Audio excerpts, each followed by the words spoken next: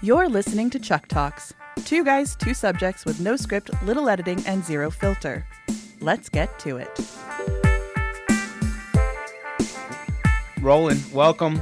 Podcast 4 or 5 here. Beginning to lose count. Kind of nice. Got my guest today. That's not hard for me, right? 1, 2, 3, 4. Yeah, exactly. Let me see my hand. So it's a Chuck Talk here. We have our guest, Mr. Charles Hassel. Say hi, Charles. Hey, hi, Charles. And of course, our producer, none other than Jeb Nasty. That's me. Jeb 5000. Jeb 5000. Answer to a lot. So we're having fun with these. We're at the studio. We got another special guest. We have an audience today, an audience of one, Mr. Ben Raffiani. You might. That's him. We turn on the applause sign. Our one fan. Our one fan. So anyway, exactly, we have one listener. So anyways, we're at the studio, which is the social distancing manufacturing plant. So you'll hear us say goodbye to the second shift here. They're in there sewing masks. But today we're going to start out like we always do, some producer notes.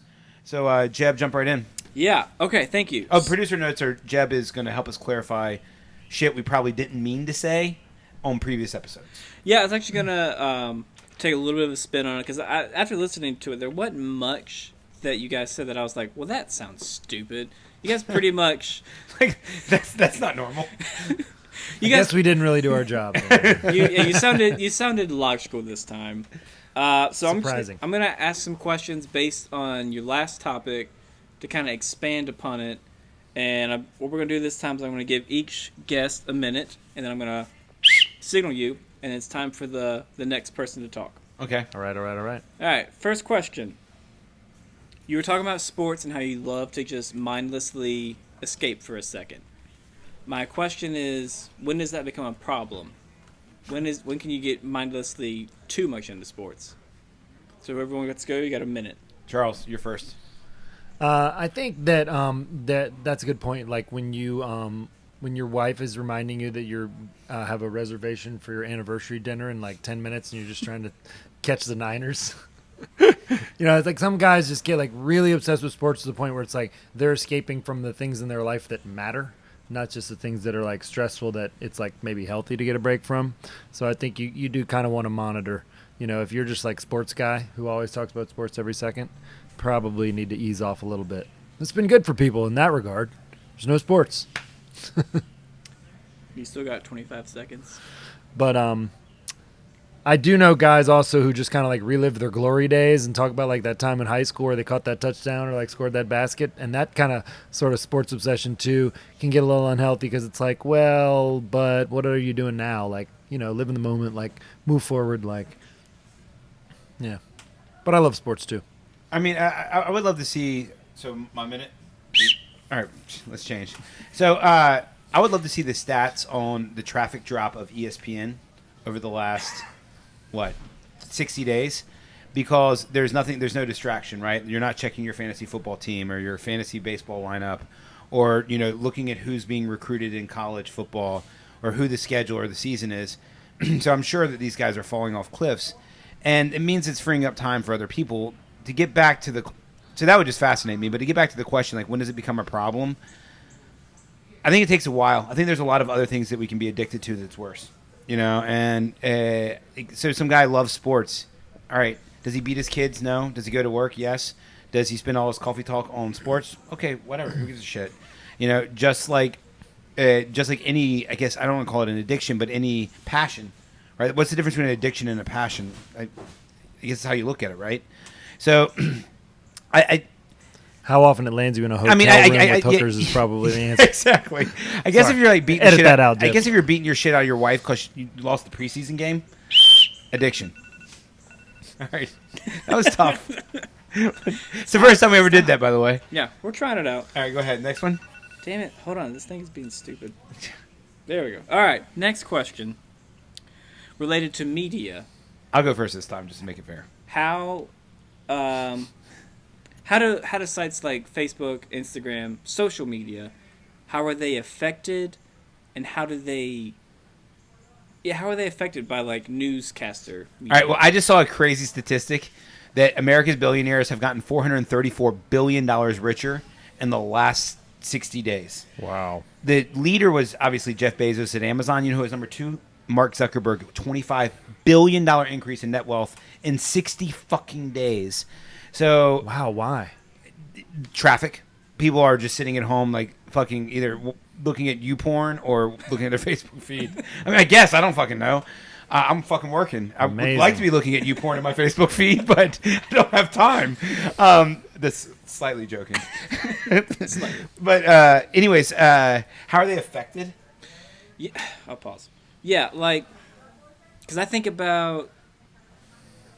They're affected by getting a lot richer. Yeah, that. Well, I mean, I guess I want you to say it. I'm trying to word you and say that news media is only compounded by social media. Like whatever ABC. Well, I mean, I think people can, it's convoluted, right? Like people see Facebook as news media and news media as Facebook, right? Like, there's no distinction because you share the article or you share the news clip.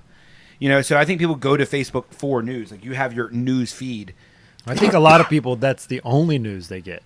As well, especially like people who are busy and their parents and they're working and they get up in the morning and they look on their phone for a few minutes and they get their little daily latte Take it or away, whatever Charles. it's called. I jumped in there on Steve's minute, but Dude, I was done. I was just saying I think a lot of people get their news that way.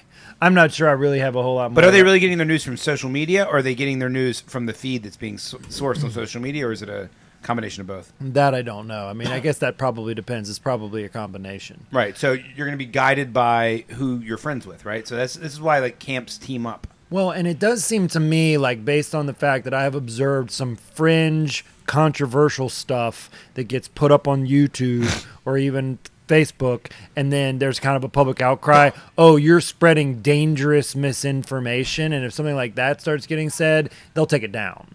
So there are definitely parameters put around social media information. It's kind of in the mainstream, so I feel like it's kind of in the same vein. Well, You're not going to find a lot of alternative view to the mass media, I don't think, on social media. Blow the whistle.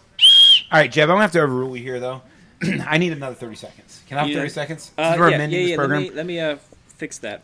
He's in the Might be 45. He's in the penalty box, I need think. 30 Excessive seconds? brutality. No. Give me 45 seconds. 45 seconds. So one of the things that blew me away is I did not believe this until I read it on a credible news source. Go. Okay, this blew me away. Was it crediblenewssource.com? So Twitter was talking about what they took down. So Twitter took down like the pandemic. Twitter is taking down stuff. I saw this. And I couldn't believe it. They basically said that if someone go Google this, like look at Twitter's official response, Facebook's official response, Google's official response, that if something goes against government regulation and guidelines, they're considering it heresy basically and taking it down and removing it. Like even if it's true. Which is the same thing YouTube is doing. They're just vaguely going, well, it violates our community guidelines. Which is a completely vague way of saying that, like, we just... No, this is too important. All right, go I'm gonna ahead. have to Go put my for it. foot Go down. for it. Go for it. So no, but like, Overtime. Yeah, overtime. Yeah. So, but like, it's crazy to me, right? Like, think about that concept. Thinking our First Amendment is all about freedom of speech, freedom of religion, freedom of grouping, freedom of protest. Second Amendment's the right to protect it. So freedom of speech is really important. And we associate our society as having free speech, and I think most people would say we have free speech. But how do you have free speech when the trumpeteers, and I'm not talking about Donald Trump, I'm talking about like the people who have the trumpet, that play the loudest in the orchestra. Yeah, exactly. Trumpeteers. The trumpeteers sound like that. The trumpeers sound like this. But the people who have the loudest trumpet are the ones who control the noise that's going out, right? So that's Google, Facebook, Instagram, right? Whatever. Okay, these guys are literally saying, I do not care if it's true. If it goes against what the government's saying, we consider it dangerous and thus are going to remove it. Now, it might be an altruistic stance, right? Like, oh, if I were to yell fire in a crowded theater, would they hit play on it? I mean, I can understand them arguing, no, we're not going to hit play if you have a YouTube video and you turn it up really loud, fire in a crowded theater. But if there really is a fire in the crowded theater, and I'm yelling fire in a crowded theater, and they say, government hasn't said there's a fire in a crowded theater, we're going to take you offline. Like, that's crazy to me. That's where you start seeing this phrase a lot. Dangerous misinformation. You're spreading dangerous misinformation. So subjective, right? Dangerous to who? Like, I'm still not really sure what Judy Mikovits said in her pandemic that was dangerous misinformation. It might not have been something that a lot of people agreed with. But just because you don't agree with it doesn't mean that it's dangerous misinformation. Well, what I heard was question vaccines. What I heard was question social distancing. What I heard was question incubation. What I heard was question modern medicine. That's what I heard in her pandemic. But question doesn't mean run out and do it. Right, of course. Also, if some guy's standing on the corner going, hey, man, if there's a fire in a crowded theater, you got to yell fire. And then you go into the theater and there's no fire. You don't go, fire, and yell it. Well, the guy out on the curb said if there was a fire, I should yell it, so it's his fault that I did the wrong thing. No, he was just saying that if there happens to be a situation where that information applies, you might want to think about it. Right. You know, she was pointing out some things that may or may not be true, and I think there's a lot of people on the internet and a lot of people who would maybe get taken down off YouTube or taken down off Twitter, taken down off social media, who might be saying things that may not be true, but may just be raising questions. And we're talking about our right to raise the questions and have the conversation and not be shouted down just because we're not mainstream and you might be wrong. You have to think it's very scary when people are saying if it's not in government's mouth, we're going to take it down. Like just boiled down, that's very scary to me. That's how you lead to someone in our audience is extremely Someone in our audience has a social distancing stick, and I want to encourage everybody, if you don't have a large, heavy-duty 6-foot tube of cardboard, you need to get one. Get a Sharpie. 6 feet. Right, social distancing stick. It's actually, this is a new government ordinance. You might not have heard about this. You should be able, when you're in a public place, to stand and spin quickly in a circle. Oh, yeah. This is a new ordinance in the city of Raleigh. You have to be able to stand in a circle and swing a social distancing stick of 6 feet, approximately 2 meters, completely around you in a circle. And if you hit anyone else, they are fined $150. I believe that's a duck. No way. There's no way. but okay, we're a little off subject here. All right, so Ben, Jeb gets a fine for that. Ben just What? swung his social What? distancing stick. Yeah. All right, so the point being, to me, it's very scary. And so I don't remember where the question started. Oh, it's about social media and news and where do you draw the lines and how do they blur. To me, it's very scary that information, I think news has been so convoluted, the word. Like, I'm looking for just information and facts, and I'll arrive at my own conclusions. I'm not looking for confirmation bias. I'm looking to arrive at my own conclusions. And I'm still open to the fact that the coronavirus, like, people keep asking me, like, are you scared about anything? And I'm like, literally, the one thing I'm scared about, no one's talking about on the media, and that's a straight mutation of the virus. That's scary to me because I studied a lot of science in my undergraduate degree and read about it all the time. The mutation is scary. Nothing else I've read is scary. So people are like, are you scared? I'm like, yeah, but not of what they're saying. You know, so I just want information. I don't want news. I want just facts and information. And if Judy, what's her name again? Mikovits is providing information, may I listen to it, please? Like, can we get it out there? And I'm scared about the mentality of, hey, that wasn't on CNN. That wasn't on MSNBC. That wasn't on Huffington Post. It didn't come from the CDC You or just got it FDA. from some whack job on the internet, so there's no way it can be true. Like, it's not possible to me that every single person on the internet is wrong either.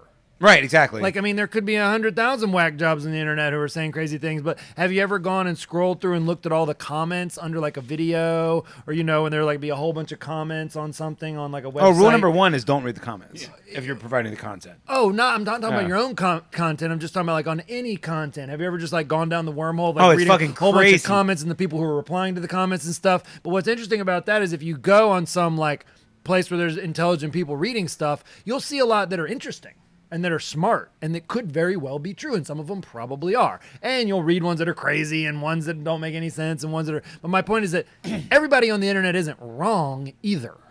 And everybody making a video and putting it on YouTube that you don't agree with, that you don't like, that questions something that is mainstream isn't necessarily wrong. So if we're just going to take a status quo stance that every person that isn't like a public health official knows nothing, then you're eliminating information that could at least cause you to think and could at least like encourage some critical thinking and give you a little bit of perspective instead of just being a sheep marching and just only consuming what you're being told is the source. A perfect example of that is Fauci. Like, Fauci, the world's leading virologist or immunologist or whatever. Like, I don't understand how they even define him as the world's leading because he worked his way up a bureaucratic system. There's no meritocracy in that. It's like, whose dick are you sucking? It's just terrible. Sorry, Fauci. He's been there the longest. Yeah, he's been there the longest, yeah. But he basically, I think it was March 8th or I don't remember when, literally said, masks do nothing, don't wear masks. That's not a true statement. In any type of viral contagious disease, masks do help slow the spread because particulates are slowed by the exiting of the orifices of the mouth and nose when coughing, sneezing, talking, singing, etc. He said that. And so at that time on March 8th, if I were to have said no masks help, by that rule, Google should take down. You would have been a whack job on the internet. I'd been a whack job on the internet. YouTube would have said you were violating community guidelines. Because it goes against the CDC. Now, 2 months later, or a month and a half later, and he's Twitter like, would have definitely, based on what you said earlier about Twitter, they would have that's taken it their down. rule. And then 6 weeks later, he reverses course and says masks are important. He knew the data that masks are important 6 weeks prior, but he lied. Why did he lie? You can call it for a noble cause. He knew that the buying power of 350 million Americans, if the government says, jump, most Americans are going to say how high. So if he said masks help, there would have been a run on masks, and thus there would have been less masks for first responders and doctors and what you had happen. Now, with that said, does it exonerate him? He still fucking lied. He still told a bold-faced lie that he knew was a lie. So 2 important points. Sorry, I don't want to interrupt you. Go ahead and finish your point. And so if on March 8th, or I don't remember when he said it, or when the FDA and CDC came out and said masks don't help, you don't need a mask. If I went against it, and even though I have a factual thing that like South Korea, China, Hong Kong have all proven that masks do slow the spread of a viral disease, then they would have taken it down because it's not factual, quote unquote, because it's going against government guidelines. It's crazy to me if you define things as factual based off if the government said it or not. I guess that's what I'm getting at. Yes, and 2 things. One, it could very well be that he lied, and that's plausible. But even if he didn't lie consciously, and I think he probably did lie consciously. Personally, that's my belief. But even if he didn't, the fact is he said something that wasn't true, that was given by a public health official, the leading health expert, and was reported on mainstream news, and wasn't right. So this is our whole point. Some whack job on the internet, I'm showing air quotes for those of you listening at home. Air bunnies. Someone could have gone on the internet and said, hey, Fauci's lying. That's not true. I'm a doctor or I'm a nurse and masks actually do, and disagreed. And the whack job on the internet would have been right. And the mainstream media and the public health official would have been wrong. And are you telling me that I'm supposed to believe that everything they say on CNN and MSNBC and Fox and public health official and Trump at the freaking podium is true? And I have to accept that all of it is true and not question it. And then everything that every other of the 300 million Americans on the internet writes and says and comments and contents and videos is false. And then if it goes, and if it's a minority, not mainstream, and it questions what's being said, that it's to be like, I was told a few days ago by someone that I was crazy for believing something that somebody like Mikovits would say. And it's just like, it's not crazy. It's often correct. But even if it's not correct, it's not crazy to think that it might be, because it sometimes is. By the way, he did he towed the line, as always. He did say, you shouldn't be wearing masks, but he was like, he said, the reason I'm saying this is, for healthcare providers to have it first. It doesn't really help. It's not a...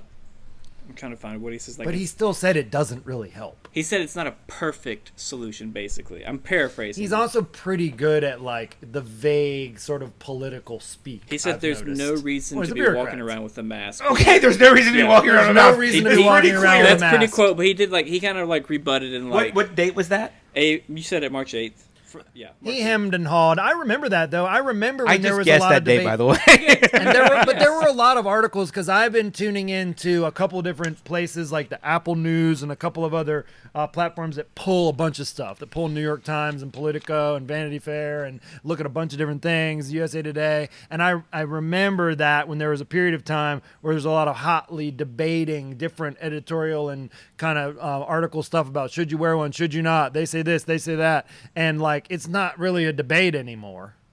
And so it's funny that he was saying at that time, well, it might not be. Probably don't need to be walking around with a mask on. But a wise man who once told me 6 hours ago, and he's our one member of the audience, said to me, he's like, when... Settle down out there, audience. Settle down, audience. Are they mosh pitting? What are they doing? He's like running into the wall by himself.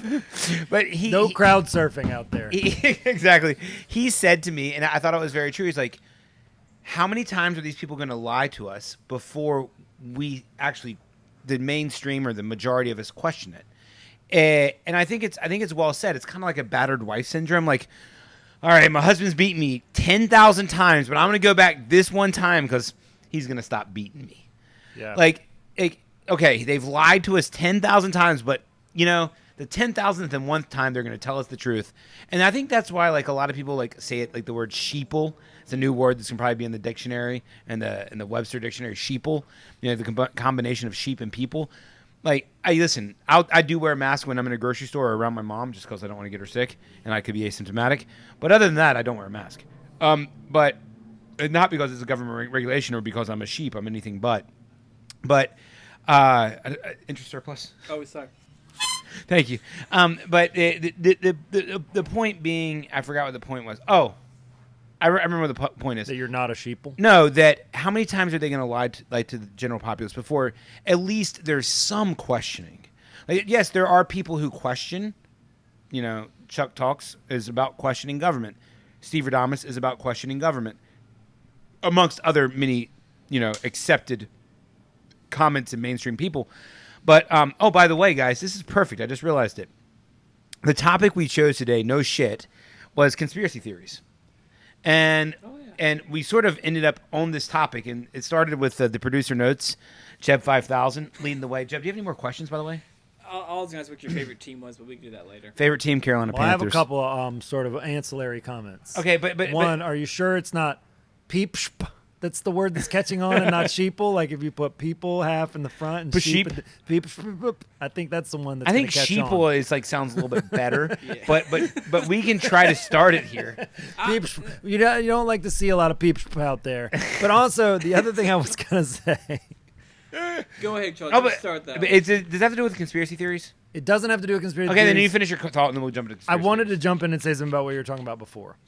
And I do appreciate Jeb's notes and sort of pushing us off. But so the idea of just not allowing us to kind of have another voice, that's really un-American, to just like kind of pushing us narrower and narrower to where we're just going to like consume this one. And you were talking about how a battered wife syndrome, but it's almost worse because it's like the longer you do that, the more that gets comfortable and the more that becomes the your new normal. Well, Yeah. but not only that, it's just like the more that becomes your worldview. Like the less often you consider other alternative perspectives, the more they seem crazy. And the farther you move from that. You and I could both think of people right now who are in their 60s and 70s who have been consuming the same news sources and pretty much only those news sources for a long time.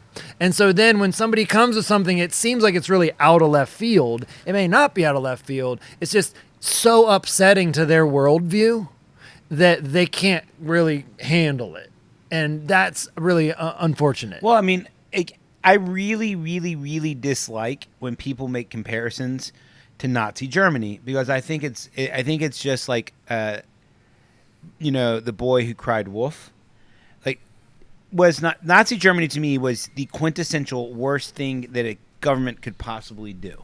Like literally, sure you could argue like Pol Pot, or you could argue Genghis Khan, or you could argue Japanese emperors when they invaded China. Like there are other really bad things, but I think in the Western view, like when you compare things to Nazi Germany, it's about like the craziest it gets. But when you talk about narrowing of worldviews and just being like, repeating lies, I guess, religiously until they become a truth. Yeah. Like Nazi Germany is the epitome of that. And when you have a government, when you have a sounding board, a speaker, shall we call it, and I'm referring not to the speaker of it as a person, I'm talking about a speaker that plays the radio. When you have someone who's controlling that says, if you say something that's against government guidelines and regulations, we're going to take it down. Like that is, I don't think I'm going out on a limb and comparing that to Nazi Germany. I really don't. Now, does that Elements of it. Elements not of it. the worst elements of it. No. But things that are analogous to their strategy, their propagandist strategy, and their way of controlling what information is and is not acceptable. Right, and it is very scary. Yeah, it's very scary. And I'm not like, do I think Donald Trump is Adolf Hitler? No, not at all. Do I think we're going to turn around and just gas people and do us? No, not at all. But I think that we just need to be very cognizant of limiting free speech. And I think that our founding fathers were very cognizant of that too. Once again, and I've said it many times, that's why you have the First and Second Amendment in the order that you have them. Very good point. And I want to say one last thing before I knock my mic over. And I see the lights blinking, so I know we're about to go to a break here. But before we do that, I just want to say that really what I think our friend / audience member was saying earlier is how long until we reach herd immunity with this bullshit of not being able to question the government? Right. See what I did there? I see how you brought that in. So we are going to take a quick break here, so we're going to take a pause. But the topic is conspiracy theory. And so now that we're done with producer notes from the previous cast, we're going to jump into conspiracy theory. And I have a surprise for you after the break. Oh, I love a good surprise. Let's get back to the chaos, shall we? It's raining pretty hard at the studio, aka the factory. La facilidad. But we're good. We're great. And so Let once me again, go ahead, the Stevie. topic today was conspiracy theories. And so before we go any further, I just wanted to, Jeb, if you could look up the official definition of a conspiracy theory. And Charles, can you give me your definition of a conspiracy theory before he reads the official? While he's doing that, and before I do that, I am going to jump in Okay, with a surprise segment. Beep, beep, beep, beep, beep, beep. Interest bus. Old conspiracy theory. You mentioned on the last podcast that you wanted to look at some of these headlines. And so before we get too far into conspiracy theory... Headlines of what? I suspect headlines that we're finding in the media. Okay. And so what I did was I went through and just looked at some of the things, I mentioned earlier today that I get a feed that brings me stuff from Politico, People Magazine, Vanity Fair, whatever, a lot of just random headlines and things that I scroll through and then I read some stuff. And so what I did was I chose, and then you see a few ads too, of course. What I did was I picked some that jumped out at me, and then I wrote some that are fake. So we're going to play Guess That Headline or Guess That Ad. Okay. And you're going to decide which one is real. We're going to start out with a couple softballs, and then we'll ease into it. All right, so you're going to read a headline, so these are headlines you made up or you found? Well, good thing you were listening just now 10 seconds ago when I said... So one of these ads is real, and two of them are fake. It's an ad, or the first it's a one is an headline? ad, okay? And it's just starting out simple here. All right, let's go. If your dog shits, do this. If your cat vomits, do this. If your wife bitches, do this. Which one of those is a real ad? I'll do it one more time. If your dog shits, do this. If your cat vomits, do this. Or if your wife bitches, do this. Which Cat one vomits. is a real ad? Cat vomits. Yeah, I guess I gave that one away since they wouldn't really put shit or bitch in an ad. So that one was easy. All right, moving on. I'm going to quote a headline and two fake ones. And you're going to tell me which one you think is the real headline. Okay. All right? All right. Number one. Children and families are worried about spread. Number two. Peanut butter? What are we talking here? The Rona. Unclear. These are all vague and unclear, so that's kind of my point. Dozens of schools close hours after reopening. cars drive on roads to go places. All right, once again, these are your three choices. Children and families are worried about spread. Dozens of schools close hours after reopening. Or cars drive on roads to go places. Which one is a real headline? My guess is all three probably have been a headline at one point in their time. But because of the desire to create mass fear and clicking, and people love to feel like they're part of normal, I would say the first one is the real headline. You think children and families are worried about spread? Yeah. I've probably seen that somewhere, but that's actually one I made up. The real headline is dozens of schools close hours after reopening. And I clicked on that, and it was in Korea. And there's nothing in Korea in the headline about, and so I was like, what was that in Raleigh? Holy shit, let me click on that. No, it wasn't anywhere. So that was really a misleading and vague headline. I thought that was funny. All right, here we go. I mean, not funny if you're those schools that are opening. I don't even know the details. I didn't really read the article. All right. But I love how they're sharing news in Korea. Yeah. Right. Well, that was just that. Nothing's happening in America right now. All right, here's some more sort of vague and unclear fear-mongering. Number one, how to not worry about worrying so much. How to fight fear and anxiety in quarantine. Or how to be quarantined and try to feel happy. Again, these are your three. One is real. How to not worry about worrying so much. How to fight fear and anxiety in quarantine. Or how to be quarantined and try to be happy. I mean, all three sound like very legit Yahoo, Huffington Post, Drudge Report. Not Drudge. In this case, one of them was Vox, but yes. I would say the first one. You think how to not worry about worrying too much. Yes. That was actually one of my favorites that I made up, but that's fake. The real headline is how to fight fear and anxiety in quarantine. I mean, that was my next guess. How much more ominous can you get? I clicked on it and I started reading it, and I got depressed and anxious after the first sentence. It's like, Jesus, I'm not even going to read that. All right, let's move on. So now I've got another choice of three. I've got okay, here we go. This is when Charles can't keep a straight face, you know it's bad. So sorry, I had one. I'm trying to scroll them up on my phone. Here we go. Okay. Nurse working on front lines of pandemic found dead. Nurse working on front lines of pandemic found dead. Cat of COVID patient dies in sleep. Or doctor falls ill while on vacation. Again, here we go. One of these is real. Nurse working on front lines found dead. Cat of COVID patient dies in his sleep, or doctor falls ill while on vacation. Before I go, guys, I bet none of my listeners know which one's fake and which two are fake and which one's real. And just the reason why you don't know is very simple. Because this is the shit you look at every fucking day. I want everyone out there to understand. It's out of context. And because I should have a job writing bullshit headlines. Yeah, you're right. You should. By the way, I think it's the nurse one. So, hold on. But I want to point something out here, guys. You're not looking at your phone right now. You're listening to me. You might be driving a car. You might be at work, whatever. And these things sound fucking crazy to you. But tomorrow morning when you're taking your morning shit with your cup of joe, you're going to be reading this stuff and thinking it's normal. It's not normal, guys. This is to scare the shit out of you, and they're doing a really good job.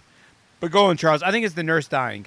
You're right this time. Nurse working on front lines found dead in his car, and I actually didn't read the whole headline. Please don't tell me he committed suicide. He didn't die of coronavirus. Yeah, but they make it think like it's coronavirus. But that's what it made it seem like. It was nurse working on front lines. If you go and read the article, this poor guy, and I'm not belittling his death at all, he was a guy who was kind of depressed, and he had been battling addiction, and he went and had a bout of, and he probably overdosed. That's what they think. But how many of these have you read where it's nurse dies, doctor falls ill, patient doesn't recover, and you go read the article, and it's not because of COVID? Oh, yeah. And I think that's very nefarious and devious to make you think that it has something to do with him getting the illness. Well, and it really doesn't. Well, it's. I hope. I mean, it might be related, That rain's coming down, huh? Yeah. Are we picking that up, you think? Jet 5000? I can fix it. Fix it in post. Lower the door! I feel a lot more comfortable with that American flag flying anyway. Let's put that baby down. All right. Does that sound better? Well, I can fix it. Oh, you can fix it. Yeah. All right, so sorry about that. The rain is really coming down. We're like going through a tropical depression right now. But Yeah, we are. guys, this is serious. Not to be confused with a coronavirus depression. No, but this is really serious. And I've seen other examples of this. I've literally seen like person survives coronavirus to then die in a car wreck. Like they're trying any way possible to combine coronavirus and death. Like they just won't. The media wants to combine those two words in headlines. And I was talking about this earlier, and we'll get back on conspiracy theories in a second because I think there is some conspiracy to this. But like, you guys have to understand how the human body works. Like, the human body has always worked off the notion of survival. And the notion of survival, we've developed adrenal glands that allow for us to do fight, flight, or freeze, meaning we can fight it out with a predator or even maybe another human. We can flight, meaning we can outrun a predator or another human. Or we can freeze and basically fake death so that a predator may leave us alone. So those are the three ways in which, or freeze to analyze a situation to decide. So you can see this, the most common are the Serengeti, the African gazelle or antelope or orc or zebra or caribou or whatever's out in the Serengeti, and a lion, and they sniff it and they freeze and their pupils get really dilated and they look around and they're trying to find out where the threat's coming from, and then they see it and they take off running, and that's freeze then fight, or freeze then flight. If they get caught, then it turns into fight. But as soon as that leaves, you cannot take a blood test to test for the amount of epinephrine and norepinephrine, like the chemicals that are adrenaline in our systems, because your body processes it so quickly that it's out of your system in a matter of minutes. And the only thing you can find is the urine and the metabolites. What, like, your body took the adrenaline, produced the adrenaline, shot the adrenaline, introduced it to your cells, like picked up the car off the kid that got run over, jumped out of a 10-story building, like these types of things. Your body's in like, okay, I don't need to do that anymore. Cool, I'm going to calm down. And so the metabolites are found in the urine, and that way we know something was adrenaline charged. And like when you're constantly looking at the news and it's just like coronavirus, fear, death, coronavirus, fear, death, you're just constantly jacking up your adrenal gland. But it's like looking at a lion that doesn't exist. It's like showing a zebra, a lion photograph and waving the pheromone of the smell of the lion in front of a zebra's nose every 5 minutes. That zebra is going to have a lifespan half the amount of time and is going to be fucking miserable the entire time. But that's what the media is doing to us with these headlines. Like there's no debating this. Like this is exactly what's happening. Definitely. And when your adrenal gland is turned on this much, do you know what it is? It's fucking PTSD. What post-traumatic stress disorder is your body. I'm boiling it down a little bit too much. I'm sure there's some PhD out there that has studied this for 20 years, and I'd love to invite him on the podcast to explain it to me a little bit better. But basically, when you're in a stressful situation, such as war, or constantly involved in living the possibility of death, a firefight, a police officer in a bad neighborhood, a fire, you're a fire jumper, you're dealing with forest fires, whatever is a coal miner, you're going into these coal mines, you're dealing with the constant thought of fear, you're constantly having your stress turned on. When you're done with that situation, you can't turn that back off. And the harm we're doing to 350 million Americans right now is astronomical by jacking up people's stress. Like, I see it every day. I saw it today. Like, people with these, you see it in public. Look at people. When's the last time you saw someone in public smiling, laughing, and looking relaxed? Put it that way. Well said. Weeks. But look at people's pupils. People's pupils. If it looks like they're jacked up on fucking coke or they're jacked up on, ecstasy, that is literally, that's adrenaline. They could be jacked up on coke or ecstasy. You're not at a concert, folks. Yeah, You're at the grocery store. Exactly. they're freezing. They're trying to determine where where the threat's coming from. And so, realistically, the threat for most Americans, and this is mathematical data, is a car wreck, a gunshot, suicide. Those are the threats, but we're not jacked up on that. We're jacked up on this coronavirus news headlines. And the number of people I know who believe they read the news by scanning the headlines, and it's 20 articles in a row. It's like, kid dies of coronavirus. Mom goes crazy because of the coronavirus and jumps out of a 10-story building. Like, these headlines that Charles is poking fun at are not fucking funny. How we're dealing with it is through humor. But these things are fucking dangerous.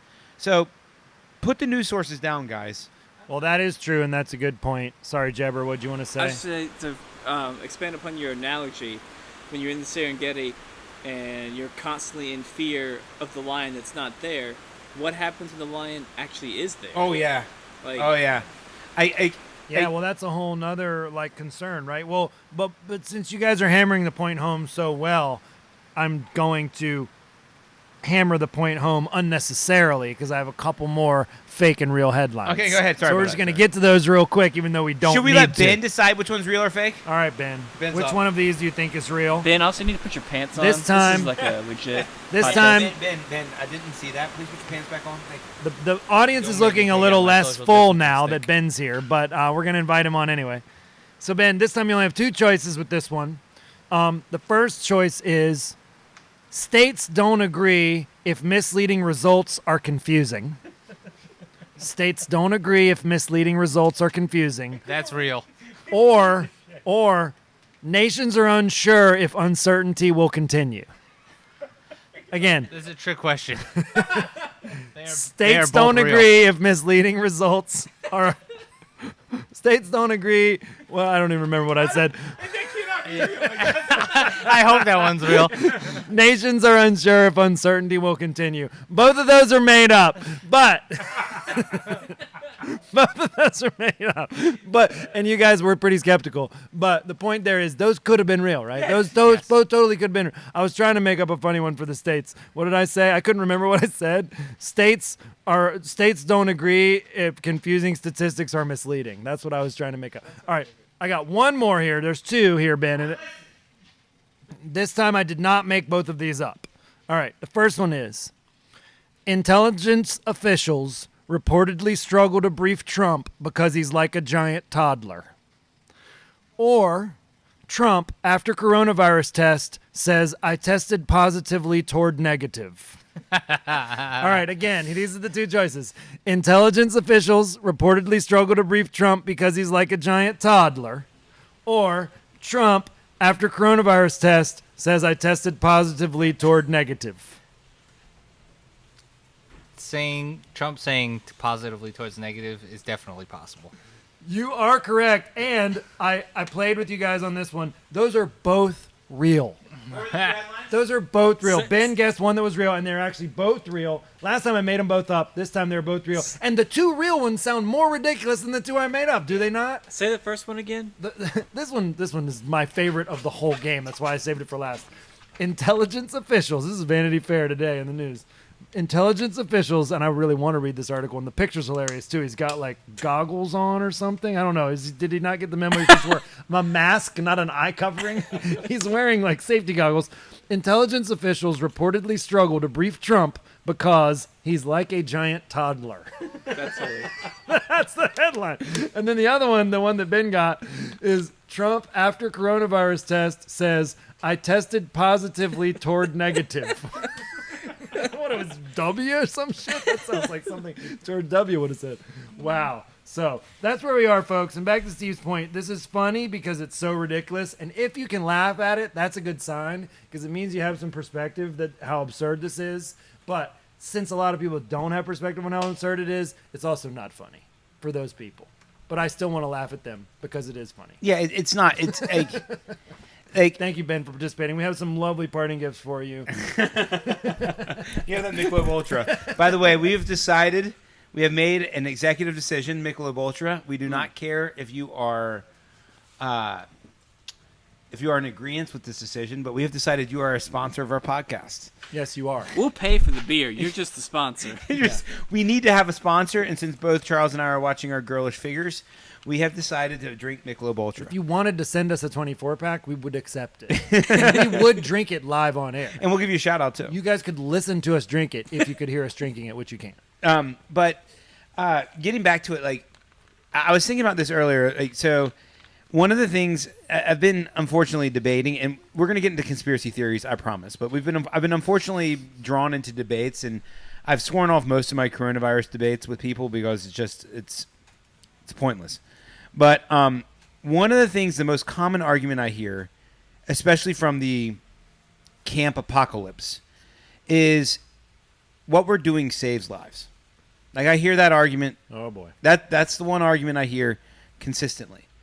And what I want to know is when they say saves lives, is whose lives? And I think they're obviously referring to the people who are passing away. So I asked them, okay, statistically, what are we talking about? And I don't know. Can you look it up? What's the average age of say someone in Europe or the United States that's dying of the coronavirus? Ben just spoke up in the audience. He thinks it's 81 So average age. of coronavirus deaths. I don't even know if they'll tell you because I think that's hard to come by, but I bet you can find it. Here we Well, they don't want to tell you because It's less scary. exactly. go. Sorry, still looking. All right, so okay, and I'm not all human life is important, but and I guess this is the Thank question. you, Michelob. Here we go. Sorry, it says 65 and older, but 83% in Florida. 83% of coronavirus are 65 and older. Still looking for like more facts. That's the younger quadrant in Florida. But I guess my point is this: like, so if you are like your fingers on the trigger and you have to choose to kill one person, do you kill a 1-year-old or do you kill an 83-year-old, Charles? You have to kill one. That's a disturbing analogy, but I understand. Obviously, you want to try to save the person that has their whole life in front of them. That's Okay. one. Okay, so I feel sad for the 83-year-old and that's somebody's grandma or whatever, but that's not a person that has their whole life in front of them. okay. So it's less tragic. Okay, so now another option: mentally scar the 1-year-old, 10-year-old, 15-year-old, whatever you want to call it, and save the 83-year-old, or possibly lose the 83-year-old and not mentally scar the 13-year-old. So Well, you have a did you say 13-year-old. 13? Yeah, 13 child, a child. Kid under 18? Yeah, kid under 18. So Who is of no danger of your dying. two options are you could possibly kill you have let's call it a 15% chance to kill an 85-year-old, Yeah. I know where you're going with this. or a and I- 100% chance, or 100% or a 50% chance to scar a 13-year-old. Well, I'm gonna see your 1-to-1 ratio, and I'm gonna raise it because I know where you're going with this, and I would say that if it was a choice between one 83-year-old guy or girl possibly dying and one 10-year-old possibly being scarred and traumatized For and the next having- 70 years of their for the life. rest of their life, that would already be close. But that's not even what we're talking about. We're talking about 30 million kids. Like, we're talking about all the kids in the whole country. I mean, this is a nation of 330 million. And how many of them are kids? Probably 60 million. 60 million kids being scarred, can't see their friends, can't go to school, can't go to soccer, can't play piano, can't. So not only are they being traumatized. I mean, like, I have a little girl who just turned 5, and I have another little girl who's about to turn 7, and they are so sad and bummed out, and they're missing out on their education, they're missing out on their socialization, they're missing out. We talked about this a couple podcasts ago, but like, I'm there with them every day, and I have an education background, so I at least know how to do some things with them, but I'm just worried about their emotional well-being, and then extrapolate that out to millions and millions and millions of kids versus like a relatively small group in comparison of 83-year-olds who might die. At that point, it gets It's not even gun to your head, more- right? It's not they're definite. There's still probably like an 85-90% survival rate. Yeah. Now, that does mean that maybe a few 100,000 people will pass away. Well, But- while we're on the COVID soapbox, I do want to point out that in Sweden, they didn't really socially distance. They didn't lock down. Right. They didn't close schools. If I'm not mistaken, they left a lot of businesses open. They basically said you have a choice, Swedes. You can socially distance when you're in shops. You can wear a mask. You can be careful. There was a fair number of people that got wiped out in nursing homes. I think about a third to a half of the people that died. This is a nation of about 11 million, and last time I looked, about 4,000 people died. 4,000 people died in a nation of 11 million. In 6 months. Yeah, over many months. And they didn't lock down. So what does that tell you? It tells you that it's not very dangerous. Also, sorry, I just typed in Sweden coronavirus, and literally like the first 8 headlines is Sweden is not near your herd immunity. Sweden's strategy failed. Sweden is Everyone fucked. wants to blast Sweden. I know, and every time I mention Sweden, people jump all over me. And so somebody sent me an email the other day because I said, a lot fewer people. Sweden didn't lock down and Norway did, and they're basically the same. And I got an email that said in Norway about 370 people died, and in Sweden it's actually not 4,000, it's like 3,600 people died. And then I looked and I saw, well, Sweden has more than twice the population. And then I thought about it and I was like, well, I don't know how many people in Sweden are old and sick, and I did happen to see in an article that a lot of people that died in Sweden were in nursing homes and stuff. And then I thought about it, and I was like, but what that really tells me is that in a nation of 11 million people where they didn't lock down, only 4,000 people died. More people in that same time span probably died from choking on freaking Swedish biscuits. No, you're probably right. I mean, that's not 3,600 people in a nation of 11 million is not a lot, Steve. But they make Am I wrong? No, you're not wrong. But they make it sound like it's funny you say that you looked up the first 8 headlines are like. And everyone's been sending me those ever since I started talking about Sweden. The reason I started talking about Sweden a long time ago is because it was mentioned by the California Bakersfield doctors that got taken down off YouTube a long time ago, and they got taken down off of YouTube.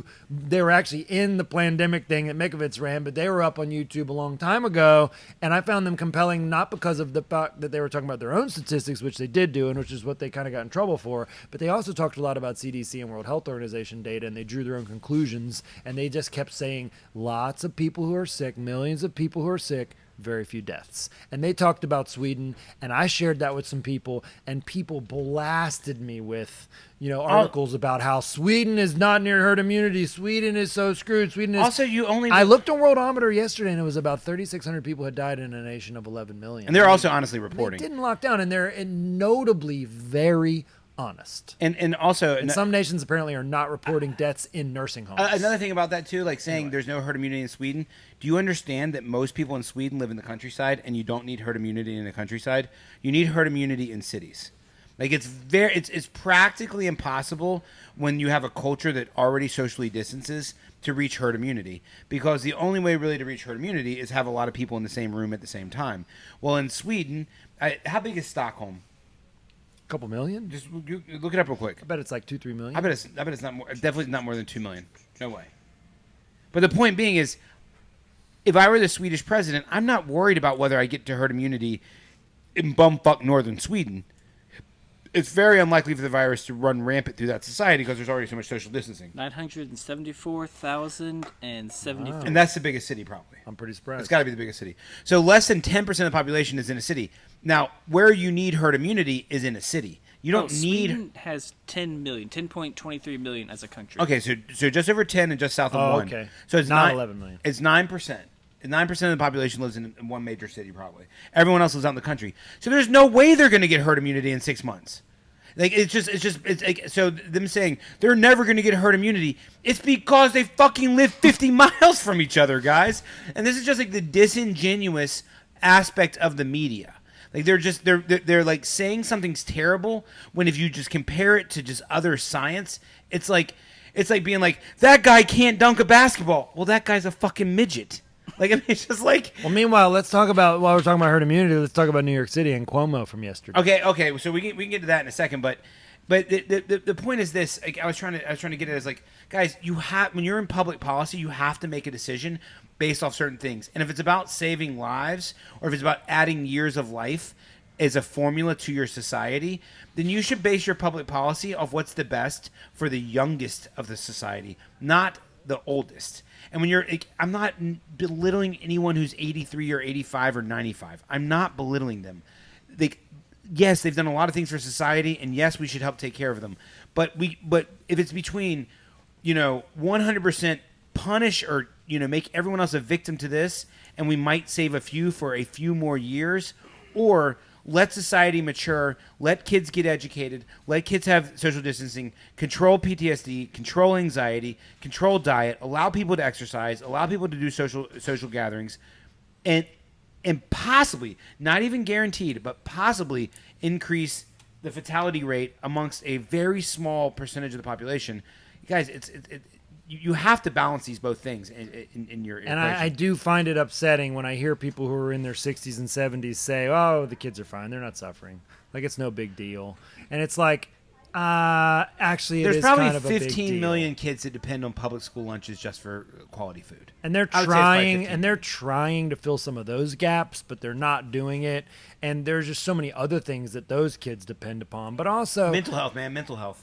Also, think about it this way, and might be a little bit of a stretch for some people, but if you really think about it, if you traumatize and damage mentally and emotionally and educationally a whole generation, well, how is that going to come back to bite you? Yeah. What are those kids going to Yeah. do? Are they going to be robbing you and trying to rape you and your kids and whatever? Like, We don't what know. are you doing to a whole bunch of kids by scaring the crap out of them and traumatizing them and not letting them learn the social skills that they need, learn the educational things they need? What are you gonna? What's happening with your employable high school graduates who haven't been to class since February, who just graduated, I guess, And may not go back to class in August. and some of these colleges aren't opening either. And you're telling me, I mean, I went to college. Even when I went to class, like, I'm trying to put in some effort. But imagine if your classes were done in your dorm room yeah. or in your house. No. Also, how are some of these private colleges going to get people to cough up $50,000 a year for, grandma's living room? Oh, yeah. Yeah, exactly. Like, that's back. You thought professors had it easy before. That's basically buying a degree. That's like I want a degree from Wake Forest University. That's like literally just like mailing a $200,000 check to get a degree. Yeah. Yeah, exactly.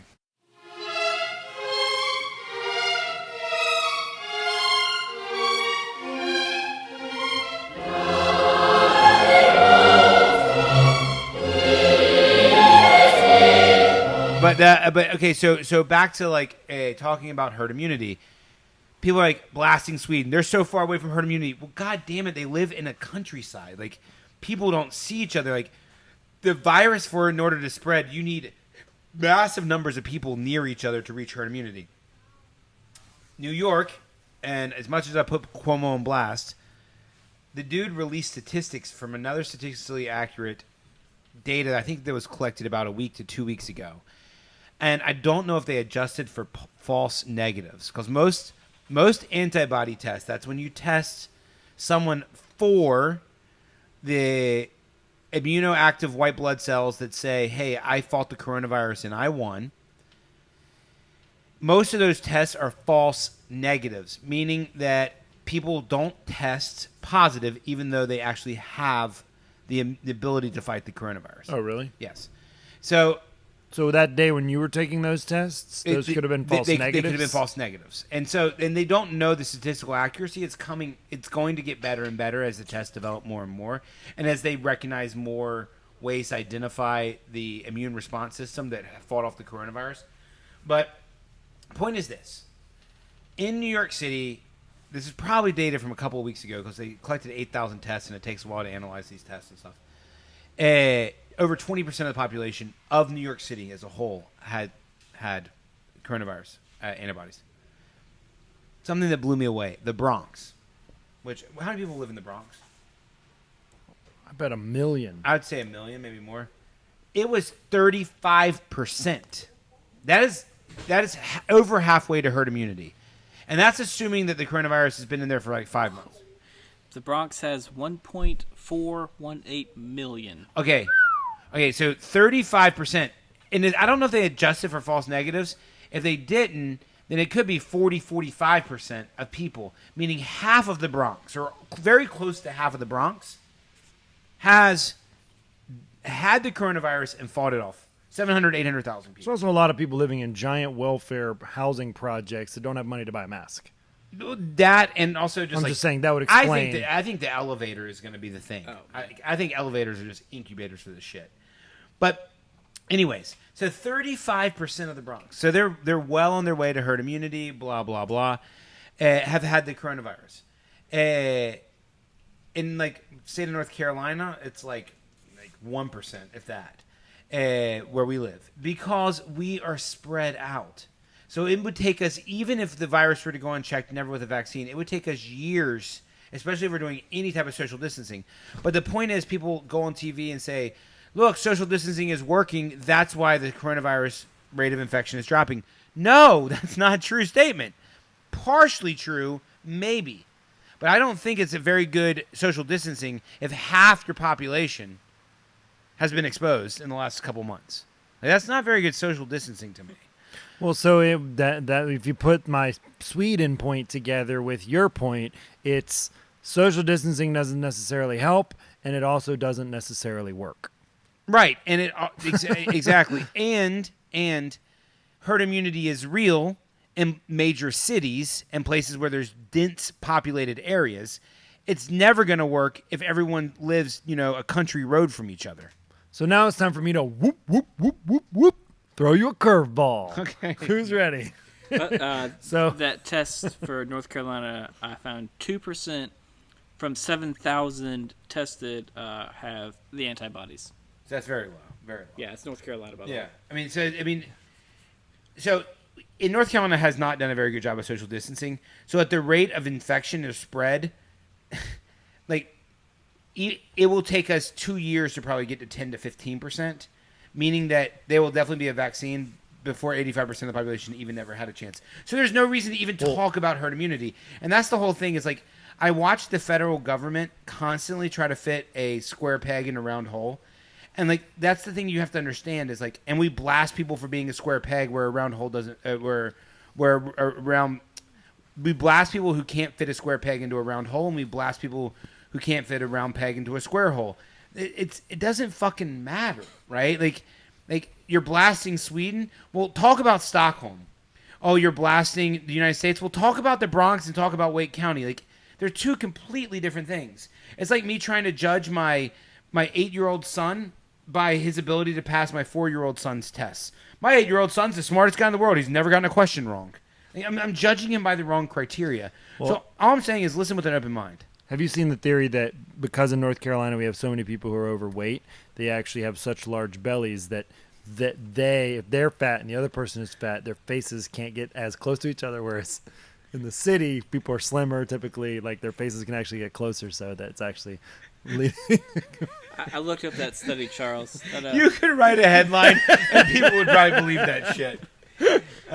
Obesity saves lives temporarily. So here's my curveball. I didn't get to throw you my curveball. Yeah, I'm rolling this back off. Yeah, roll it up. So there was apparently, according to the coronavirus live updates on NPR.org, 13 USS Roosevelt sailors tested positive for COVID again. Sailors who had apparently recovered from coronavirus and received negative test results have now tested positive for a second time.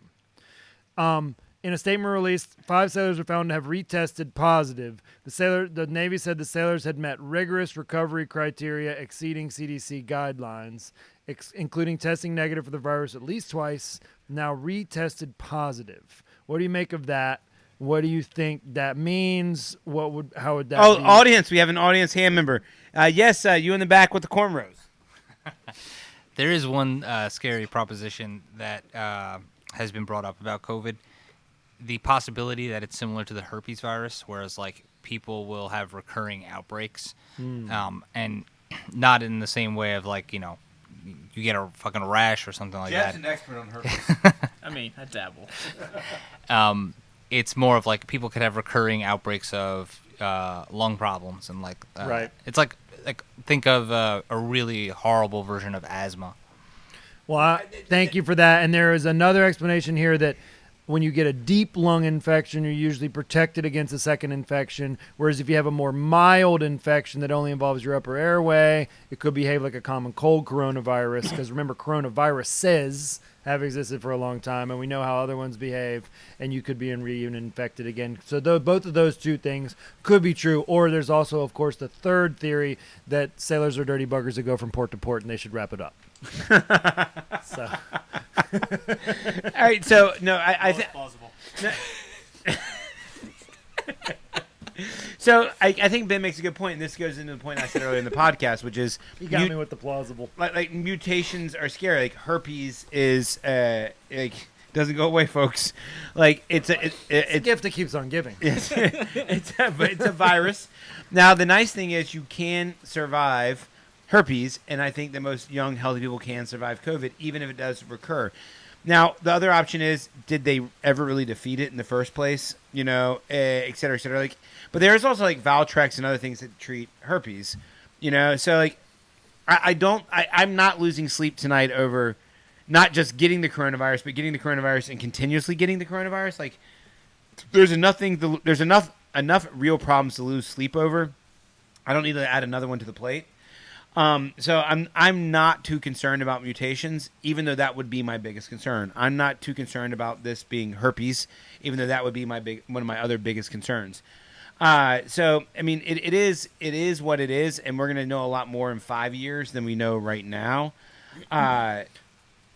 Another point that Yeah, I go just ahead. remembered that you reminded me of, there's the viral test and there's the antibody test. Right, there's two And it different things. appears to me, and I might have to study this article more closely because I was actually reading it as I was sharing it, so I haven't actually, full disclosure, read the entire article. Although I did read the headline, so come on. That counts. If they took the viral test and tested positive or negative, or it could be any of these things we're saying, versus testing positive for the antibody in the blood test, and I don't think that's the case. And if you tested positive for the antibody and then tested positive again for the viral test, that would be more concerning, and I don't think that's what we're seeing here. Yeah. So anyway, I don't know if it's been long enough time for that to take place. Like, right.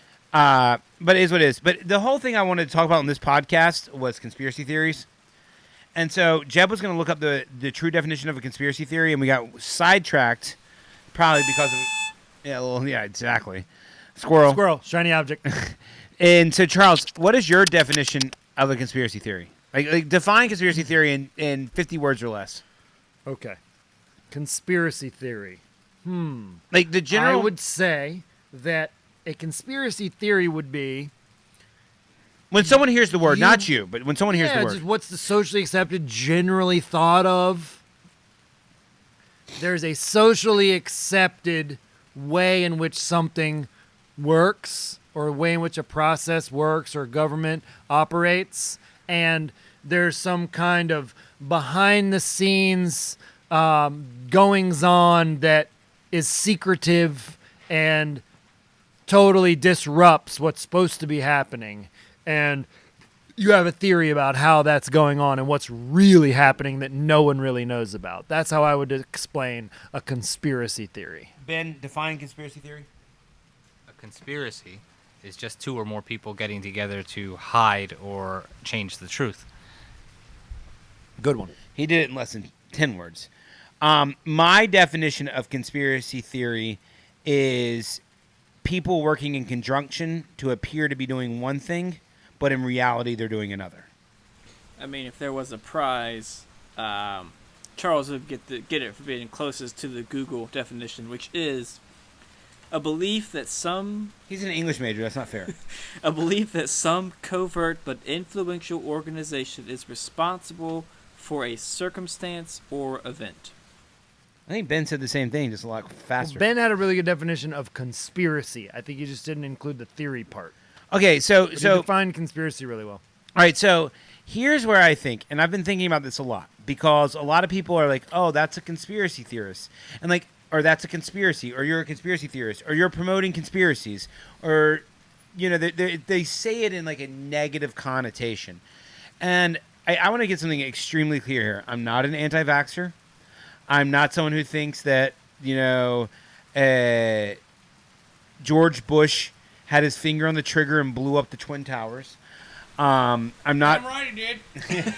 I'm not Because it was Dick Cheney. Yeah, I'm not someone who believes in outlandish, fairy tales. With that said, I do think that there are people in very powerful places that will quickly profit off a situation or quickly seize power and control in order to profit off a situation. One. So George Bush didn't blow up the Twin Towers, but he saw it as a way to fucking control oil in the Middle East. And all his Texas oil buddies were like, that's a good idea. And so he took advantage of the situation. Like, I think a lot of people, when they hear conspiracy theory, like, think that there's, like, Dr. Evil, like Mike Myers, like, yeah, I'm going to ask for $1 billion. This ridiculous notion of it. Well, may I also or like point out, Skull and Bones. May I also point out that I agree with everything you just said, and I used to have a poster on my wall when I was a kid, and I never really understood it until I was older, and it said, just because you're paranoid doesn't mean they're not out to get you. Yeah. So, in other words, there are conspiracy theories because sometimes there are actually conspiracies. Right. And there are two people who get together and try to defile the truth, and that happens all the fucking time. And we've seen major examples of it. I mean, I don't know if you guys know anything about the plot to assassinate Lincoln, but it was a pretty sophisticated, a lot of people involved, and they did it. They actually did shoot the freaking president. So, like, there have been conspiracies that did happen that were secretive that then did have to get discovered. But that, to me, is not a conspiracy. Like, the conspiracy, to me, that's a fact or that's truth. A conspiracy, to me, is something that What? The Pentagon Papers. But what I'm saying is when Lincoln was shot, no one knew what happened. So then there were people getting together with their conspiracy theories, and then they had to figure out what happened, and there was an actual conspiracy to shoot the president, and then they did it. And then other people who had theories about it actually found out what happened. And the same thing happened with Watergate, and the same thing happened with the Ellsberg papers and the Post. And so my point is that it could be a conspiracy theory, or it could just be a conspiracy. And at some point, someone had a theory, and then they figured it out and revealed that there wasn't actually a freaking conspiracy, that it actually did occur. So my point is that kind of what we were saying before, just because you're in the minority or just because you don't believe what you're being told doesn't mean you're wrong. Right. And just because you have a conspiracy theory doesn't mean you're wrong. But also, I agree with everything you're saying, and what I'm trying to say has nothing to what you're saying and I'm saying is not mutually exclusive. Okay. I thought it went along with what you were saying. No. I've also had a lot of Michelob Ultras. It does go. Speaking of which, audience member, can you help us out on that? It does go along with what I'm saying, but what I'm trying to say is everything in your theory may be true, but it's just not a conspiracy. It's just like George Bush saw an opportunity to control Mideast oil and manipulate the U.S. population, right? And he took it, right. That doesn't mean the only thing that's not true about the conspiracy theory is he's the one who blew up the building. Right. But everything else is true. Right. Like maybe, and so my point is, maybe Fauci is not in the back room, like, handing money bags with pharmaceutical companies that are building vaccines. Sure. To say, quarantine until a vaccine, we have to buy 350 million of these at $100 a pop, and some pharmaceutical companies can get $35 billion. Mm-hmm. What I'm saying is, Dr. Fauci and pharmaceutical companies who have been in bed together for 60 years see a virus. Not that they released the virus. They didn't release the virus. And they just said, let's make some money off this motherfucker. Actually, I have Right. a perfect example. Go ahead. Define, is this a conspiracy theory or is this just somebody being in the right place at the right time? I forget his name, Richard Burr. Anyway, Senator Burr. Senator Burr, Yeah. North Carolina senator. Yeah, he found out. Our fair state. He actually wrote an op-ed in Fox News reassuring that we'd be fine about the coronavirus back in February. He said we'd be fine, but then as soon as he wrote that article, he sold 33 stocks worth between $628,000 and $1.72 million. Conspiracy. He wrote it on his laptop in his financial advisor's office about 30 seconds before he sold his stocks. Really? No, know but that'd that. be funny if that was true. I don't know. And that's how lies start. Yeah, no, he makes a really good point, and that's an example of being opportunistic and a bit nefarious. Like that was a little bit of a schemy thing to do, and there were some other examples. There was a woman, Dianne Feinstein, who's a Democratic senator in California, who sold over $1 million in stuff, and there were several other people too who did that. But Burr was really like crummy about it the way he did it. But And I would say think that what we're saying. conspiracy I think we're theory- saying a couple of things. We're saying three different things, I think. I think what we're saying is when you hear the term conspiracy theory, thank you very much. The audience is really good today. It's a great audience. One of the better audiences we've had, I would have to say. Should we applaud the audience? Yeah, applaud the audience. Applaud the audience. Since we comprise 3 times the audience with our rather large production team. What I think we're saying is you hear the term conspiracy theory and it almost has like a connotation of like, oh, you're kind of a whack job. Right, You believe right, yeah. conspiracy theories, quote, as though conspiracy theories means bullshit. And what I'm saying is you could have a theory about a conspiracy and be right. And that has happened. You could also have a theory about something, and it's not necessarily a conspiracy. It's just a theory, right? And be right or wrong. You could also have a theory about something that somebody did that was just kind of opportunistic, like the things you're talking about. But those opportunistic things could also be kind of nefarious and crappy. Right. So it doesn't have to be a conspiracy to be bad. Right. But you also don't have to be a dummy to believe in conspiracy theory, and it doesn't mean that you're wrong just because you think that something a little bit irregular or fishy is going on. Right. So what I'm saying is like, if the theory is Dr. Fauci paid Wuhan with Bill Gates to release a virus so that he could get rich, it could come to the United States, it would spread, it would get through. They would tell everyone they need a vaccine. Then he would buy investments into the company that makes the vaccine. And then a year and a half later, they have a magical drug, and they have a vaccine. All the while consolidating power in the government, V for Vendetta shit. Is it possible? Sure, but I think it's a lot more likely to say, or a lot more plausible to say, Dr. Fauci has been involved with government and pharmacies thinking that the solution to every ill is a pill for the past 50 years. Sure. He's made a lot of money, and his friends have made a lot of money of promoting that theory of Western medicine. A virus comes out, and they see an opportunity to continue to spread the messaging that they've been spreading for the past 50 years.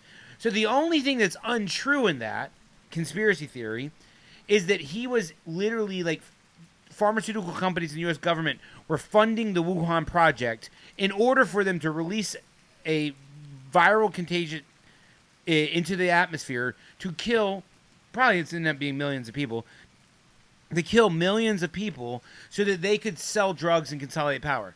But I don't think it even fucking matters the very first part of that statement. Like, that doesn't bother me whether they did it or didn't do it. It would bother me more if they did do it. But, like, I don't want to lose anyone in the mainstream making up some, like, fucking vision of Dr. Fauci sitting in the back room, like, trading money bags and Bitcoin and, like, making up viruses and telling the Chinese to release it. And Beijing hates Wuhan and all this other shit. Like, I think what's a fucking conspiracy to me is how they reacted. But I don't think it's a conspiracy. I think it's a factual theory. There's a pill for every ill. Let's profit off this. Let's ignore the data that protecting your immune system is the most important thing to do. Let's ignore the data. Let's not remind Americans of that. Let's remind Americans that we have vaccines for a lot of viruses, and we'll probably have one for this in 12 to 18 months. So let's remind them how important pharmacies are, and let's make some goddamn money. Like, to me, that's not a conspiracy. That's just fact. Right. And so That's I don't want to just lose a theory. It's just a theory, but supported by a lot of data. Like, pharmaceutical companies have billions of dollars. Fact. Pharmaceutical companies make money selling pills. Fact. The best way for your body to fight a virus is with a strong immune system. Fact. Not with science, but with a strong immune system. Period. The end. These are facts. So there's no theory that I'm making up. There's no crazy Steven making some crazy theory up. These guys have a lot of money, they have a lot of power, they have a lot of influence, and Fauci's been part of their game for fucking 50 years. Right. And so it's not a theory. These are all facts. We as a society, Western medicine the concept is don't do shit. Don't make a sacrifice. Just take a pill if you have a problem. That's a fact. There's no arguing that. It makes me think that really what has happened about, with some of this stuff, it's just the threat of a pandemic, because I don't actually think this is really a pandemic, but I think it's the threat of a pandemic, the fact that could potentially be what's occurring in a lot of people's minds, has made people hyper nervous and put all of that on blast. Like that, what you're talking about, that over dependence on medication and pills and pharmaceutical companies, and how bloated they are and how much money they make and how much influence they have. Now it's just blowing that, amplifying that.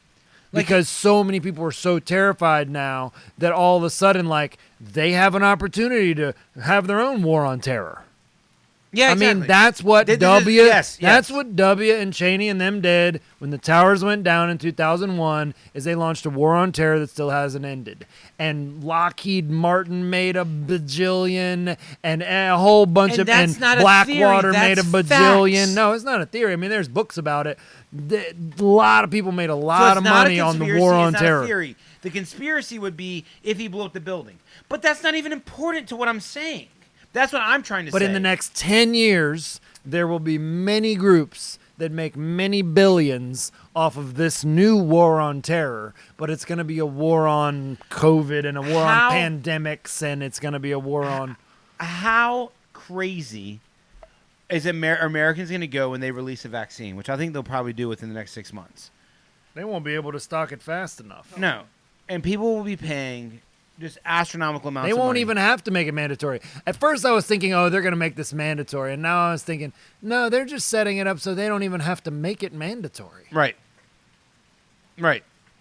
And you made an awesome point. Maybe it was on the last podcast. Who's paying? Because these media companies are getting all this eyeballs and having all this valuable ad space. Why Facebook doubled in value. And who's buying a lot of the ad space? Pharmaceutical companies. And they're making all this money. So it's like this nice little circle. Yeah. Like listen, guys, if you think that pharmaceutical companies are there for your well-being, you're greatly mistaken. Pharmaceutical companies exist because they want to sell you something. And you have to understand that. I think there are individuals who go to work for pharmaceutical companies believing that they are going to do some research that's going to benefit individuals, and some of the research that they do probably does. And that's a true statement. Undeniably. I'm not going to deny that. Pharmaceutical companies... I'm not talking about their boardroom. I'm talking about the guy in the lab. Yeah, listen, guys, I'm not saying pharmaceutical companies are the devil either. Here, two things can be true at once on the Steve Radamas podcast. Two things are very true here. Pharmaceutical companies can be there to flip a profit, and there can be people who are doing very good things, advancing modern medicine to eradicate things that are dangerous, like polio, or coming up with antibiotics. Those things are important. I've taken antibiotics twice for MRSA-based staph infections that maybe didn't save my life, but came very close. Very bad infections that I've had. So the point being, I'm not blasting everything, but just because a pharmaceutical company does one thing good, it doesn't mean I have to get on my knees and blow them for everything else they do. That's all I'm saying. And people will look the other way and let you snag an extra $500 billion if you can justify a little bit of cancer research over here. And then next thing you know, this just pisses me off. And I say it till I'm blue in the face, and I feel like I don't even get my friends to agree.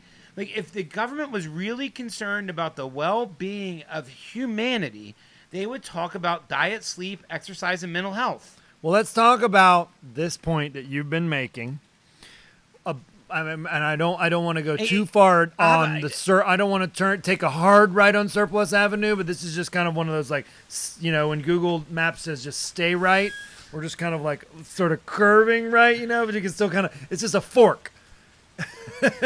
The point that you're making about just basically is this really about saving lives? And if it's really about saving lives, let's talk about the 150,000 people who die every day. Yeah, in the world. And let's bust out those statistics a little bit. Let me just pull something up for you real fast. Okay, guys. So I just want to get back to conspiracy theory. Like, Well, we're on conspiracy theory. right, but no, Avenue. No. I just wanna live get to 2 this. blocks up. I just want to quickly condense down what I've been saying. What I am basically saying is the chain reaction that was set off may or may not be true, but I think that's independent of what happens thereafter. And so that's all I'm saying. Like, the conspiracy theory, I see so much being battled out on social media. Like, Bill Gates funded the Wuhan lab and they released it on purpose, and there's this massive chain of events that could be true. They could totally be true. But that's it. I don't care if they're true or not. What I'm looking at is what I know is fact. Pharmaceutical companies are making a shit ton of money. Right. Fauci continues to express that the most important thing is pills, not your immune system. And that if the government really did care about adding lives to people's lives, adding years to people's lives, and saving lives, the narrative should be completely different. Well, and I think really what you're saying too, though, and this is what I mean about COVID putting this stuff on blast, is for 50 years this has been going on. Fauci is supposed to be our top health official, right? He's our number one public health guy. That's why he's been, I forget exactly what his title is, but that's why they've been rolling him out there. Oh, he's a virologist, right? Yeah, he's the head of infectious diseases for CDC. He's the head of that. And Infectious so, diseases, yeah. well, so the point is, he's the person that we're turning to. And actually, they were just having an argument He's in the Congress. General Schwarzkopf, the Colin Powell. They were just having an argument today about why are you the? There was a funny headline about we want a second opinion. Americans can get a second, we want a second opinion, Dr. Fauci. But the point is we're listening to this guy. He's one of these top people, and he's basically I forgot what I was gonna say. That's okay. but the whole thing about it is, and these are facts. Fauci has expressed for 40 years the importance. Oh yeah, of I remember what I was companies. gonna say. Yes, and so what he was gonna say, what he hasn't been telling people to do those things for 40 years. Right. He's been telling people to take a pill instead of stop eating sugar and get a little more sunshine and get a little more exercise. I mean, there are people who are giving that message, but in a time of crisis like this, I'm not certain that people have been coming out and been saying that. I mean, I don't really remember a health crisis like this anytime recently, but my point is that I think now we're really noticing how bad the advice is, and maybe the advice has always been bad, or how but now absent. it's especially bad because people are especially tweaked and they're not telling you to do the right thing. I also think another way of looking at it is how absent important data is. When you look at fatality rate, there's two things that just completely jump off the page at me. And like I said, I have a Juris Doctorate, but I don't have an MD. There's two things, though, that jump off the page at me that are just fucking facts. One is the age of the people who are passing away. The second is the condition their body's in. It's literally diabetes type 2, high blood pressure, hyper high blood pressure, severe obesity. We're talking, hundreds of pounds overweight, asthmatic, smokers, these comorbidities that people have, and age. Okay, well, you can't control your age, but you can control your lifestyle. So if these are the factors that are leading to death, not the contagion of the virus. There's hundreds of thousands, there's tens of millions of people who have received the virus in their system, and their body was see you later, I'm out of here, I'm fine. And there's a few 100,000 going on 1 million that have received it, oh my God, this is the end of the road. And if you look at those things that, oh my God, this is the end of the road, we're saying, let's control whether they receive the virus. Let's quarantine. But why don't we say, let's control what happens if we do receive the virus? Let's control the quality of our immune system. No one's saying that. And to me, that's criminal. That is I've been saying this, I'm blue in the face. Not if, but when I run for president, it's going to be on the health of the individual. I think it's a winning formula because we have not talked about the health of humanity in decades. Maybe centuries. Mental and physical health is everything. Like you can't do anything without mental and physical health. You just can't. Steve Radamus, Justin Bieber, 2040. All right, so what I want to talk about related Bieber, I to wouldn't that. choose you. You're a bitch. according to this chart, the number of daily deaths from COVID-19 on average is 4,500 between March 11th and May 15th when this chart was published. So today is May 20th. That's, guys, 4,500 sounds like a huge number, right? 4,500 a day. 4,500 people dying a day. Now. Oh my God! Hold on, Charles. Like, let's do some comparative statistics here, because I know what chart you're sharing. 4,300 a day hold on. die from diarrheal diseases.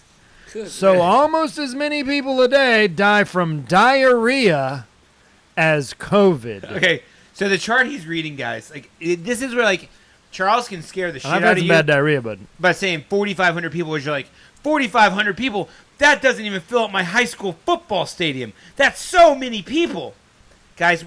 Planet Earth is over 7 billion.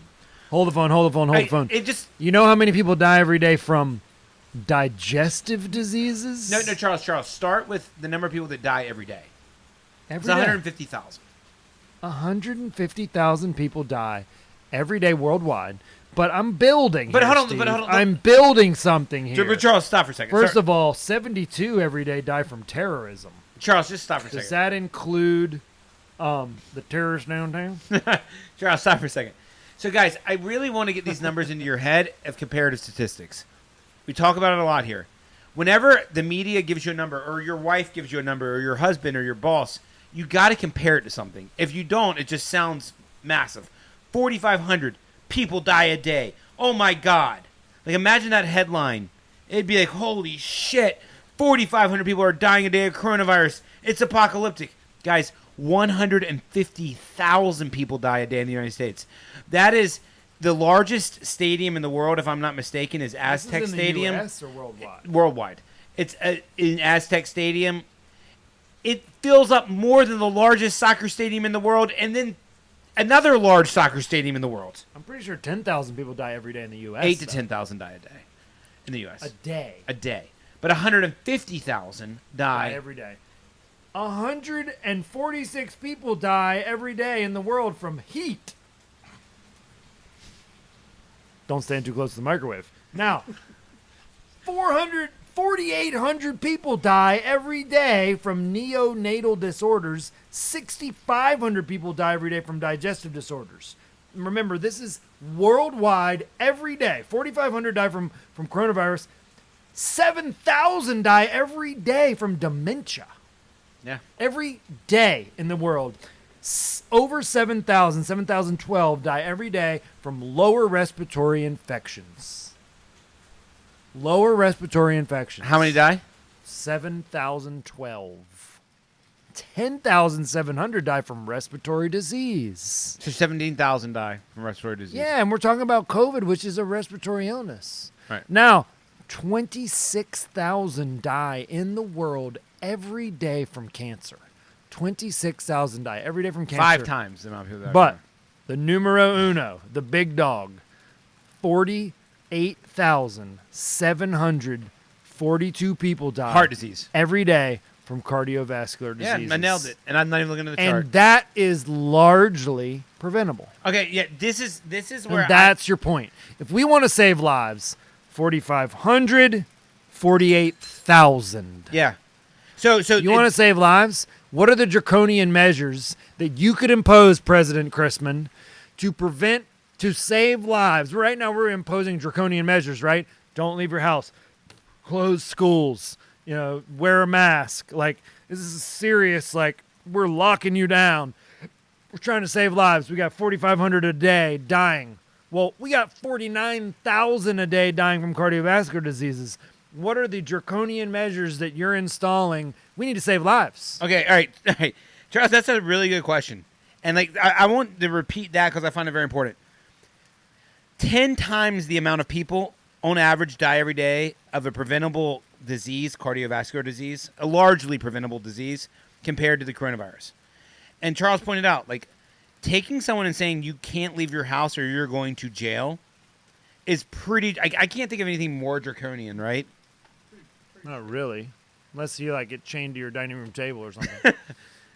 So, okay, so we're taking draconian measures to quote unquote save lives. All right, so but if our goal is to save lives, then let's go after the biggest thing. So you asked me a question: what would we do, or what would President Christman do? First of all, I would never be draconian. Like, it's pretty much libertarian when it comes to my playbook. But the second thing is, Christman 2040. He'd never be draconian. That's actually your motto, I think. I like it. I like Good. it. I You like might it. need it by 2040. Yeah, exactly. Exactly. Do you want to leave your house, Christmas 2040? 2040. Get back out there. Get back out there. Take off your mask. Live free or die. But I saw a bug I- spray I at guess you- Walmart I that guess- said, "Get out there." Sorry. I guess you would have to enter Oh, surplus. sorry. Yep. Jesus. Jim. All right, so I guess you would have to look at the causes of heart disease, which is mainly diet, sleep, and lack of exercise.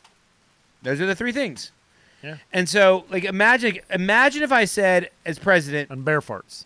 imagine if I said as president, you can leave your house, and bear farts, you can leave your house, but there's a huge but.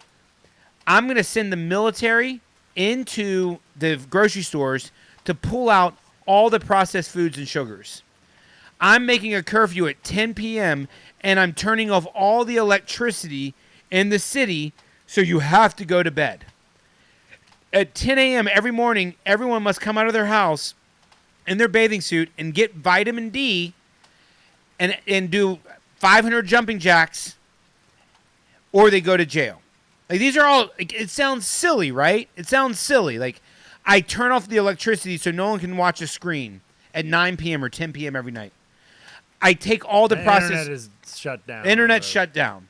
I take all the processed food out of the grocery store and only put in cruciferous vegetables. I make everyone at 10 a.m. leave their house and do 500 jumping jacks, or they get arrested and beaten and get fine tickets. You guys would say I'm fucking insane. You would literally go, "You are fucking insane, Steven. That's crazy. That's so draconian." And I would literally say, I'm saving 10 times the number of lives doing this than locking you down for the coronavirus. You're letting the government do this to you over the coronavirus. Over 4,500 people dying a day. But I'm telling you how you can save 50,000 with very similar draconian measures. Very similar. That are actually good for you. That are going to make it more likely to survive the coronavirus. It will But make your imagine life if I better. find you, not for being too close to someone, but for not doing 100 jumping jacks. Imagine if I made it illegal to sell processed foods. Imagine if I think the biggest one that would really make a huge difference is if I cut off the electricity and the internet at 9 p.m. every night. And anyone's house who had a glowing cell phone got fined $500. But you know what's really and you funny? had to sleep 9 hours. You know what's really funny about that? What? Is people would jump up and down and say, "Well, I thought this was a free country. Why am I not free to have my TV and my internet and my electricity after 9 p.m.?" I'm saving lives, It's like, Charles. I'm saving lives. Well, why am I not free to put my kids in school Yeah. and go to the Y and go swim in the pool and, do all the other things that have been taken away? Isn't it the same thing, except in your example, in your world, the things you're requiring are required because they're actually good for people. We're letting the government require us to do things that are bad for us, like not let our kids get educated and let them get traumatized and make us stay home and let our immune system get weakened and let our economy crash and let people not work. We're letting the government shut us down for those reasons, but we would probably jump up and down and go crazy if the government required us to do things that were actually good for us. Like, think about that. I mean, does it not say? I mean, maybe I've had one too many Michelob Ultra. I don't know. I've had about 5. But, are you fucking kidding me? Think about what he just said. He fucking nailed it. Government is literally making us do things that are bad for us. Not getting exercise, not getting sunshine, not socializing, not educating our fucking children. And we're okay with it to save 4,500 lives a day. But when I make up something to save 45,000, you're immediately like, "Oh my God, electricity has to stay on after 8 p.m. I need my cell phone and internet." You can't shut that down. You can't make me exercise. You can't make me exercise. That's illegal. You guys are literally over half the United States right now is in support of draconian measures to save 4,500 lives a day globally. But you're not letting me save 45,000 with things that are good for us? All right, I think you guys have made some excellent points. Let's want to wrap things up with the final question, if that's all right. How long have we been going? Like about an hour. 17 hours like straight, hour I think, and a at this half. point. All right, yeah, final Jabber, question. what's your Jeb final Jeb wants to go to bed. question? I mean, you're not wrong there, Steven. Final Like I said, y'all made some really good question. points, and I really like where you're going with this draconian thing, and you're absolutely right on the money there. But my question is, Drake Cohn was a really bad president. it sounds awful. It Yeah. sounds very dragony, but you know. Why is it that we care, aside from the media's like your easy answer, why do we care so much about coronavirus deaths, but no one gives a shit about the 45,000 cardiovascular deaths? That's a great question. I don't know the answer. I have a couple theories. One, coronavirus is new and uncharted is scary. We sort of have an accepted sort of just like, oh, well, people just get cancer. Well, people just have heart attacks. Well, that's just kind of like, and so that's a known quantity. But I also think there's an unfounded fear that, yes, has been promoted by the media and other things that, okay, only 4,500 people die from coronavirus right now, but this could become the plague, and it could be 500,000 a day tomorrow. And so I think there's kind of like an unfounded like fear related to the newness and strangeness that we think it's gonna, okay, maybe not, it's not that bad right now, but it could become so much worse. I think that's part of the reason, but I mean, I still think a lot of it's sort of illogical when you look at the facts. All right, one of my favorite theories, and I haven't ever said it on this podcast, but you're going to hear it more than once, is the boiling frog theory. And I think Charles it took me a second to answer this question, but I think Charles is saying the boiling frog theory. Boiling frog theory is very simple. If you take a frog, an amphibian, a reptile, and you drop him in a pot of boiling water, he will jump out immediately. But if you put him in water and turn up the heat, he will literally let himself be cooked. Because he accepts a new normal. And I'm not accepting a new normal. And I'm also going to fight the normal that exists. That's what I do. And we have just accepted that Doritos and Dunkin' Donuts and soda is an acceptable breakfast. And I may finally got the audience member to laugh. If anyone knows how hard, hey, cut the episode. We're done. But if anyone knows how hard it is to get this guy to make a smile, then you would be really proud of me right now. But like, it's serious. Like, in all seriousness, guys, we accept Dunkin' Donuts and fucking Skittles as an acceptable breakfast to give our children. That's what leads to heart disease. And so we basically have gotten in a pool of water, and we've allowed big agra and the pharmaceutical companies to turn up the heat on us, and we've accepted it. And then something comes along that is just it's like throwing us into hot water, like the coronavirus, and we're not going to accept it. And I think we're not gonna take it. And No, we're not gonna take it. It's I think that's the reason why. But like, guys, this can't become the new normal. And the normal that does exist, let's make a better one. If we really, and let's end the podcast on this, but it's the Steve Radama show. I'm going to get the last word. If you don't like it, go start your own show. Guys, if we really, really cared about saving lives, adding years to people's lives, we have to talk about diet, sleep, exercise, and mental health. And what we're doing right now is taking an already underslept, under-exercised, overfed, weak mental health society and making it 10 times worse. That's what we're doing with these draconian lockdowns. And so we're going in the wrong fucking direction. But you know who fucking loves it out there? All you fucking pharmaceutical people. Go get rich. Enjoy it, man. Make your paper, boo-boo. The last word.